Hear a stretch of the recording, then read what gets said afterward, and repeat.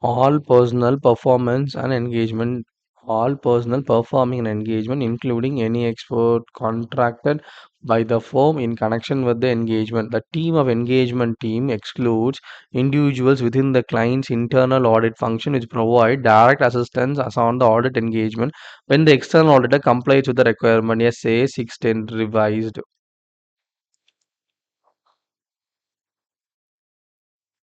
Hmm.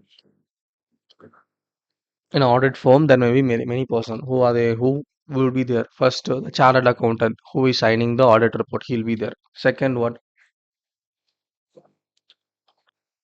His juniors or his associates, his partner, everyone, or he who been appointed as an expert. These are also the engagement team.